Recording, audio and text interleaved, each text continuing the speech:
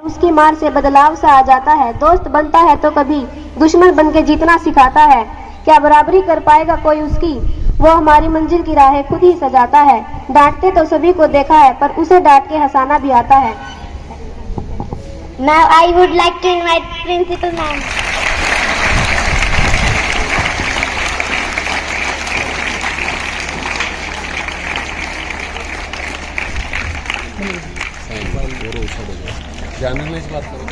Good morning all of you.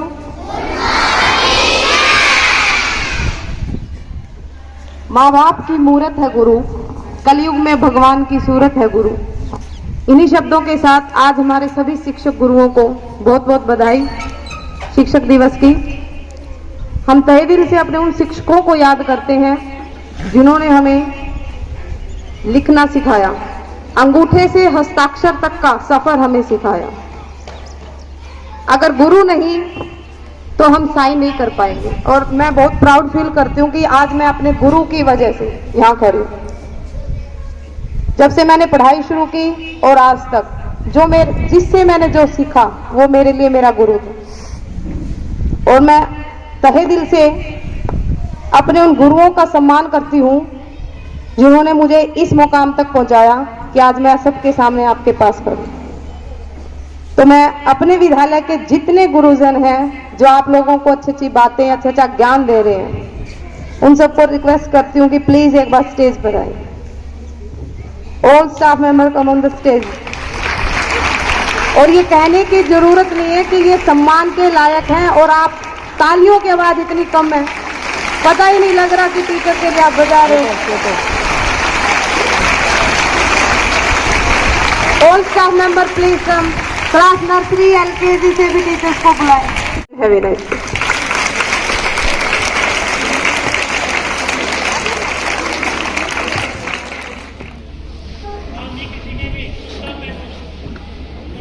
Now I would like to invite Neha from Aryabhatta House. Good morning all of you. I am Neha from Aryabhatta House.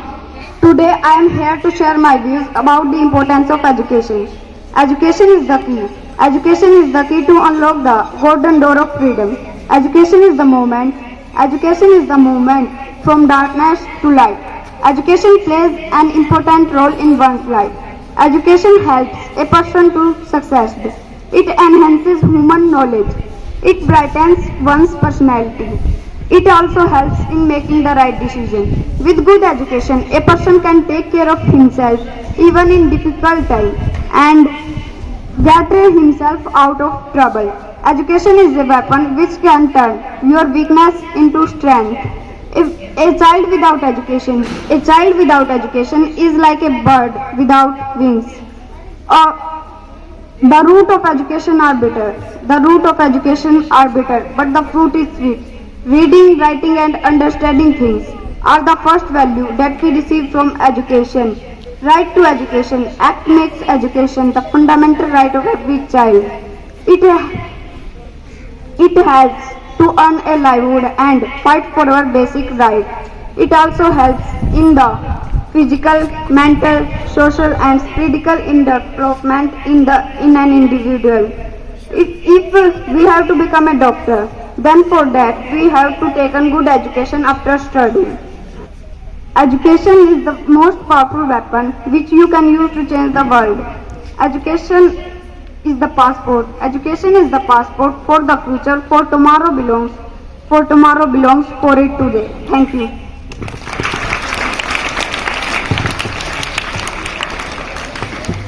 Now I would like to invite Pinky.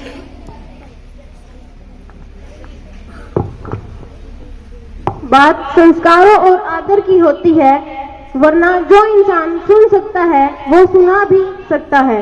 सबसे पहले तो आप सभी को मेरी ओर से सुप्रभात। मैं पिंकी आर्यभट्ट हाउस की ओर से आपको संस्कारों के बारे में कुछ बताना चाहती हूँ।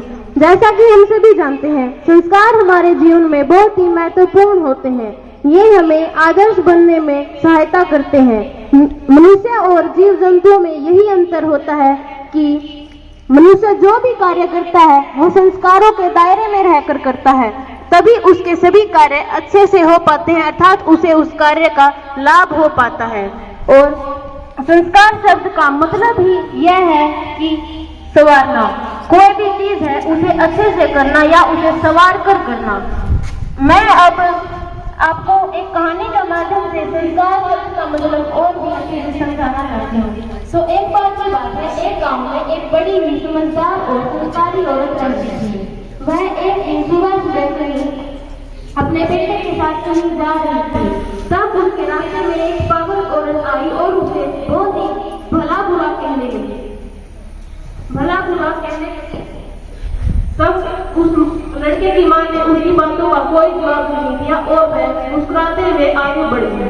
तब उस औरत ने सोचा कि इसकी बातों पर, मेरी बातों पर तो इसका कोई असर ही नहीं हो रहा। तब उसने सोचा कि अब मैं और बुरा बोलूंगी, अर्थात उसके घर परिवार के बारे में बोलूंगी। तो वो औरत ठीक वैसा ही करती है और उस लड़के की माँ और उसके पिताजी और उसके अन्य घर वालों को भला बुरा बोलती है। और फिर भी उसकी माँ पर कोई असर नहीं हुआ और वह मुस्कुराते हुए आगे बढ़ गई।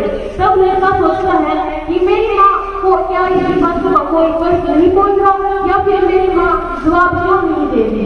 तब वो दोनों अपने घर पहुंच जाते हैं और बोलते हैं और उसकी माँ अपने कमरे में जाती है और बहुत सारे नए कपड़े लेकर आती है और उसे कहती है कि बेटा मैं कपड़े उतारकर इन मैले कपड़ों को पहन लूं। तब बेटा बोलता है कि माँ अगर मैं इन मैले कपड़ों को पहनूंगा तो मेरा साफ सुथरा तन खराब हो जाएगा और इन मैलों कपड़ों से तो तेज दुर्गंध भी आ रही है, तो मैं इन कपड़ों को कैसे धारण कर सकता हूँ। तो उस लड़के ने गुस्से में अपने उन कपड़ों को दूर फेंक दिया और तभी उसकी माँ बोलती है कि जिस तरह तुमने इन मैले कपड़ों को धारण न करके अपने शरीर को गंदा होने से बचाया है, वैसे ही मैंने भी उस पागल औरत का शब्दों पर कोई जवाब न देकर अपने मन को गंदा होने से बचाया है। अगर मैं उसकी बातों का जवाब देती तो उसमें और मुझमें फर्क ही क्या रह जाता, अर्थात उसके गंदे मन का असर मेरे मन पर भी हो जाता और मुझे भी, मेरा मन भी गंदा हो जाता। तो इस कहानी से हमें यह शिक्षा मिलती है कि अगर कोई आपसे बुरा व्यवहार करता है तो आपके संस्कार उसे इसके साथ बुरा करने से रोकते हैं। इसीलिए तो कहा जाता है कि सिंचाई का पानी सब फसलों को एक समान मिलता है, लेकिन फिर भी करेला कड़वा, गन्ना मीठा और इमली खट्टी होती है। इसमें पानी का दोष नहीं है बल्कि बीज का है। इसीलिए तो मनुष्य में भी, सब मनुष्यों में संस्कार होते हैं, लेकिन उन्हें ये नहीं पता होता कि कब, कहाँ और कैसे बोलना, और बोलने से हमारे संस्कारों का ज्यादातर पता चल जाता है। Thank you.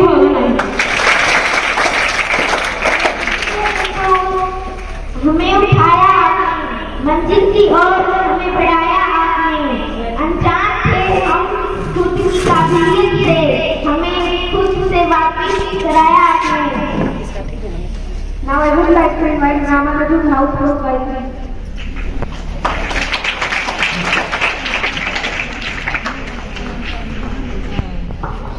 नमस्कार दोस्तों, मैं गायत्री जाकर आज एलजीएस पब्लिक स्कूल के विशाल प्रांगण में मुझे एक अच्छे संस्कारों पर बोलने का मौका मिला। मैं अपने आप को भाग्यशाली समझती हूँ और अपनी कविताएं इस तरह प्रस्तुत करूँगी कि आज की इस दुनिया में शिक्षा देने वाले बहुत मिल जाते हैं, शिक्षा ज्ञान देने वाले बहुत मिल जाते हैं, लेकिन संस्कार से रूबरू करवाने वाले बहुत कम मिलते हैं। संस्कार हम अपने माता पिता, भाई बहन, मोहल्ले से सीखते हैं। सबसे पहले बच्चा संस्कार कहाँ से सीखता है? उसके माता पिता, उसके दादा दादी से कैसा व्यवहार कर रहे हैं, किस तरह से बातें कर रहे हैं, क्या बोल रहे हैं, उन्हीं से हम संस्कार सीखते हैं। अब अगर एक माता पिता अपने माता पिता से किस तरह से बात कर रहा है, अगर मैं बुरे तरीके से बात कर रहा है, उनकी बात नहीं मान रहा है, तो बच्चे पर वो असर पड़ता है कि मेरे पापा ने ऐसा बोला है, तो बड़ा होकर बच्चा भी ठीक वैसा ही जवाब देता है मेरे पिता को, और ये है ही। तो मैं बताना चाहूंगी कि अच्छे संस्कारों के बारे में आपने टीवी से सुना, ये सही है, लेकिन हमारे समाज में बुरे संस्कार भी हैं। बुरे संस्कार एक पिता अनजाने में नहीं सही, लेकिन बुरे संस्कार भी नहीं देते, हमें बुरे संस्कार भी मिलते हैं माँ बाप से। अभी एक बच्चा वो पैदाइश से झूठ नहीं बोलता बच्चा, तो अभी 3 साल का बच्चा छोटा सा, घर पे फोन बजता है, बच्चा भाग के उत्साह के साथ जाता है, फोन उठाते ही वहां से आवाज आती, बेटा पापा घर पर है, बेटा बोलता है हाँ मैं जरूर अभी बात कराता हूँ, सामने खड़े हैं। तो पापा के पास जाता है, पापा आपके लिए कौन है? तो बेटा क्या बोला? तो बेटा बोल दो कि पापा घर पर नहीं है। यहीं से वो झूठ बोलना सिखा देते हैं बच्चे को कि बेटा बोल दो पापा घर पर नहीं है, मुझे बात नहीं लगती। बेटा क्या बोलता है? पता लेकिन आप तो हो। तो बेटा बोलता है, पापा बोलते हैं कि हाँ मैं हूँ, मुझे पता है। तो बोलते हैं कि जाकर पापा नहीं। बेटा फिर बोलता है कि पापा आप तो घर पर हो। तो पिता को गुस्सा आ जाता है, तो बोलता है तू जाता है? बोलते हाँ मुझे। तो बच्चा बोलता है पापा रिलैक्स मैं जाता हूँ ना, जाता हूँ अभी जाता हूँ। तो बच्चा अभी जाए। बच्चा पहली बार जिंदगी में कंफ्यूज है कि पापा घर पर है, लेकिन किसी को तो पापा घर पर नहीं है, लेकिन फिर भी है, किसी को तो नहीं है घर पर। तो बच्चा उस फोन का आंसर तो देना नहीं चाहता, फोन का आंसर नहीं देना चाहता बच्चा, लेकिन मजबूरी हुई, मजबूरी है बच्चे की, देना पड़ेगा उसके आंसर तो बच्चा बोलता है कि हेलो, झट से फोन उठाकर बोलते हैं पापा ने बोला पापा घर पर नहीं है, लेकिन पापा घर पर है, और फोन पड़े गए। देखिए अभी बच्चे ने पहले कभी झूठ बोला नहीं जिंदगी में, अभी गलती से सच निकल गया तो पापा बुलाते हैं इधर, एक जोर से कैच कर कि तुझे मैंने बोला था, फिर भी तू ऐसे बोल रहा।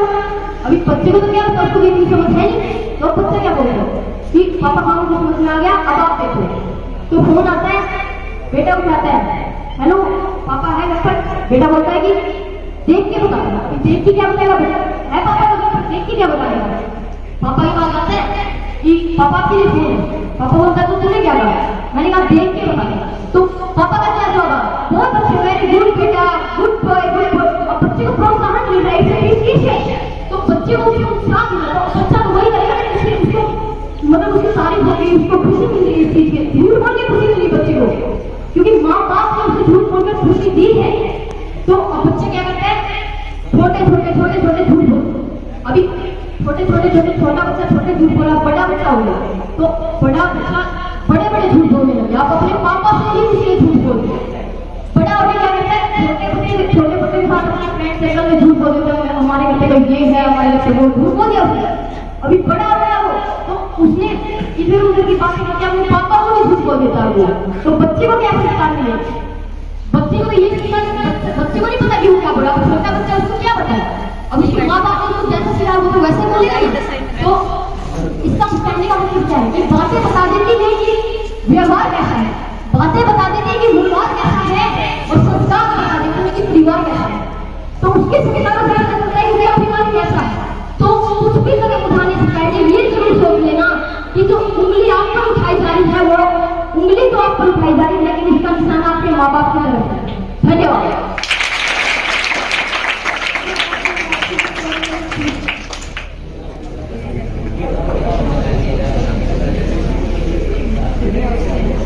Good morning to one and all present here. Today I am Kushi from the Ramanaj House. I am standing here in front of you to deliver a speech about education. Education is not the filling of a pain. Education is not the filling of a pain, but the lighting of a fire. It is usually believed that education is the foundation of all around development. Life is based on development and that development, enjoying its life. If we discuss this view into the perspective of education, we can say that education is the all-around development of individual's personality. Education is the process of man-making, hence education is necessary for all. India is a land of diversity. Therefore, in order to bring the unity, education is the means of emotional integration. We cannot do nothing without any kind of education. Education is the essential aspect for human development. Education is the means of achieving the goal of peace, justice, freedom and equality for all. Thus, education is extremely necessary for all. In a democratic country, education is necessary for all citizens unless all citizens get education. Democratic machines cannot function. So we will impact to that. The problem of equality of educational opportunities in India. Our education system is at a crossroads. The Indian Constitution acted that there should be a specialization in the primary education, and it is indicated that the compulsory education for all the children up to be the age of 14. The universalization of elementary education has been implemented as a national goal. The universalization of elementary education has been implemented as a national goal. Our constitution is making arrangements for free and compulsory education with the rights of minorities to establish education institutions. And there has also education for the weaker sections, secular educations, women's educations, and instruction as the mother tongue in the primary stage, etc. These constitutional provisions are nothing but our efforts to achieve the target of the project Education for All. These constitutional provisions are nothing but our efforts to achieve the target of the project Education for All. Thus in end, we find that education is the significant factor for achieving the success, building characters, and for living a wholesome and happy life. True value humanizes the person. In the reference, Education for All has become an international goal for both developed and developing countries. Take the attitude of a student, but never be too big to ask questions, never know too much to learn something new. I repeat, take the attitude of a student, but never be too big to ask questions, never know too much to learn something new. Thanks and have a joyful day. आप देते हो हमको शिक्षा, आप देते हो हमको शिक्षा, फिर लेते हो हमारी परीक्षा, फिर लेते हो हमारी परीक्षा। इन सब में छुपा है आपका असीम प्यार, इन सब में छुपा है आपका असीम प्यार। इसी प्यार से करते हो हमारा जीवन का विस्तार। Now I would like to invite students from Krishna house, please come on the stage. मैं रितिका कृष्णा हाउस से आप सभी को सुबह की नमस्कार करती हूँ। आज मैं आपको मोबाइल के अधिक प्रयोग के बारे में कुछ बताना चाहूँगी। हम सब जानते हैं कि आधुनिक युग में मोबाइल का अधिक प्रयोग हो रहा है। इसमें बड़े बूढ़े सब शामिल हैं। हर एक चीज़ की हानि व लाभ दोनों देखे जाते हैं। पहले मैं आपको मोबाइल प्रयोग करने से हानि बताना चाहूँगी। मोबाइल प्रयोग करने से हमें मानसिक तौर पर बहुत सारी बीमारियां हो सकती हैं, जैसे ब्रेन ट्यूमर, हृदय रोग व आदि। मोबाइल का प्रयोग करने में हर आयु का मनुष्य शामिल है, जैसे बड़े, बूढ़े, छोटे आदि। मोबाइल का अधिक प्रयोग करने से अच्छे से नींद न आना, मानसिक तनाव रहना। मोबाइल का अधिक प्रयोग करने से मनुष्य अपनी आंखों की रोशनी को भी गंवा देता है। मोबाइल का अधिक प्रयोग का प्रभाव आजकल बच्चों में देखने को मिलता है, जैसे बच्चे मोबाइल का अधिक प्रयोग करने से अपनी पढ़ाई में पूर्ण रूप से ध्यान नहीं दे पाते हैं। वह बच्चे अधिक प्रयोग से अपनी आंखों की रोशनी को भी गंवा देते हैं और बच्चे इतना अधिक प्रयोग करते हैं कि उन्हें पता नहीं रहता उनके बाहरी जीवन में चल क्या रहा है। मोबाइल के अधिक प्रयोग से हमारे बड़े बूढ़े भी अपने धार्मिक गीतों व चीज़ों को सुनने के लिए अब रेडियो का प्रयोग न कर फोन में सुनना ही पसंद करते हैं।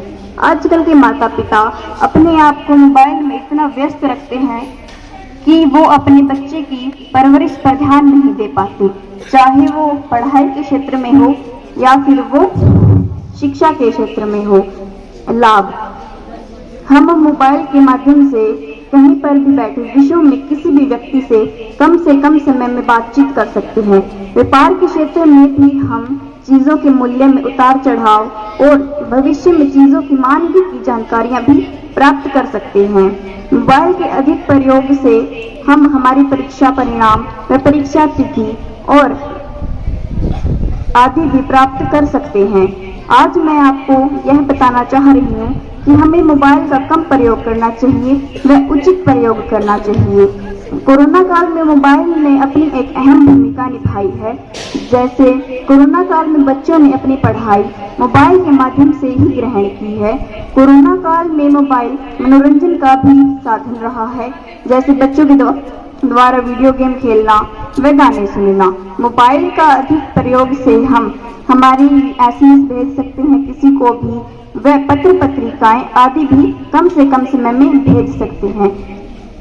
आज मैं आपको यही कहना चाहूंगी कि हम मोबाइल का अधिक से अधिक प्रयोग न कर उचित रूप में प्रयोग करें। अंत में मैं अपने शब्दों को विराम देते हुए कहना चाहूंगी कि आप बहुत कम प्रयोग करें। धन्यवाद।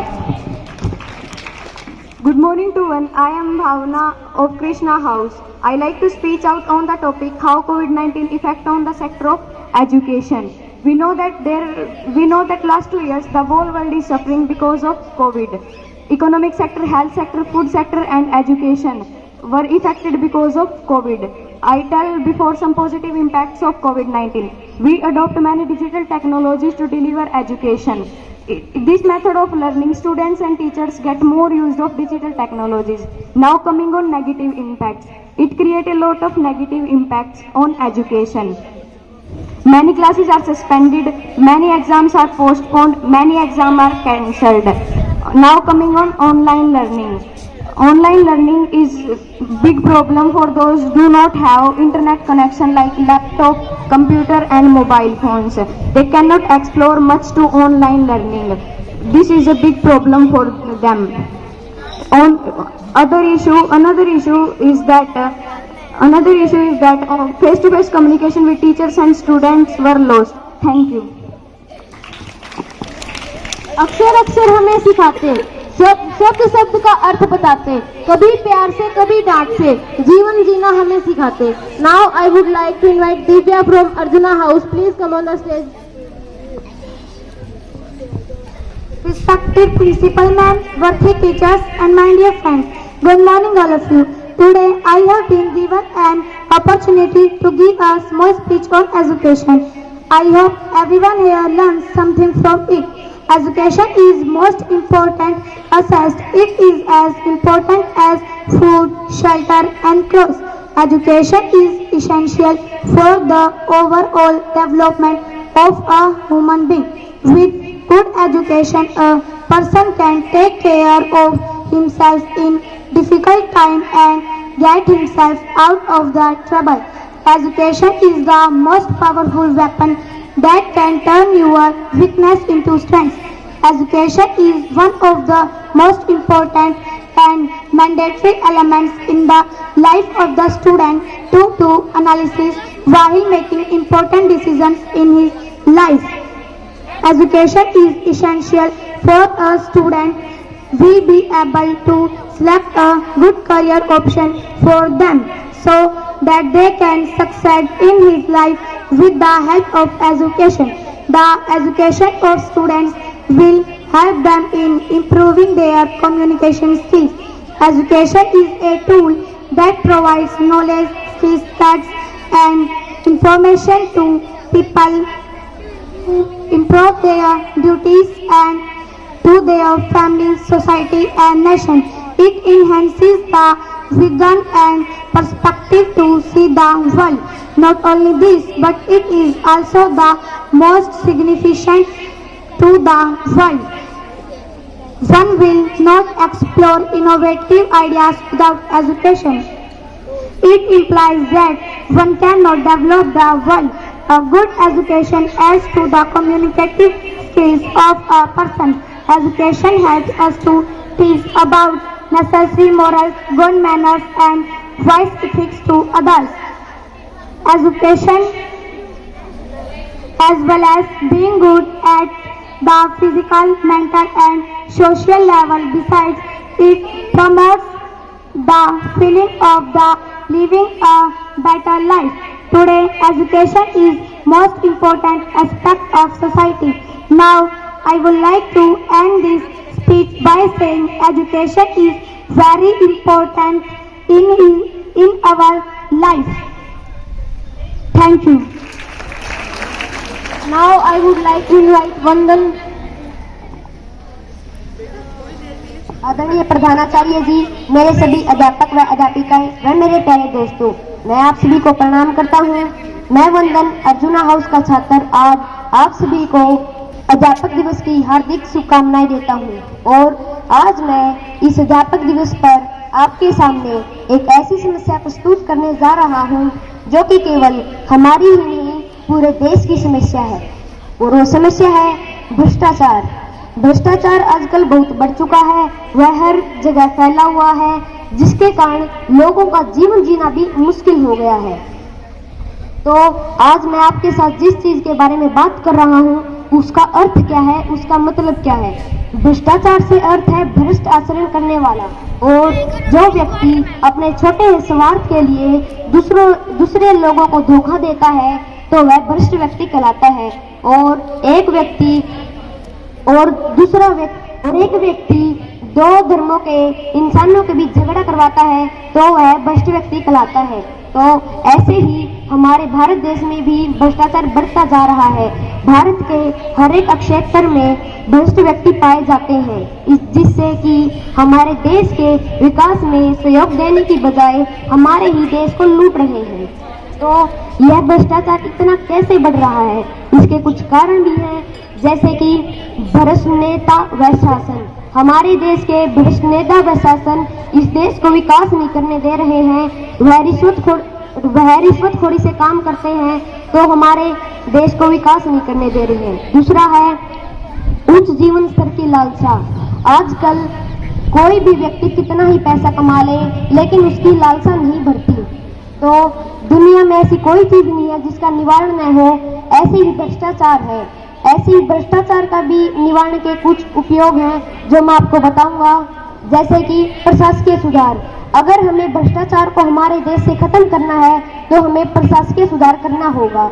दूसरा है शिक्षा का उच्च प्रसार। अगर हमें हमारे देश को भ्रष्टाचार से बचाना है तो हमें उच्च शिक्षा का प्रसार करना होगा।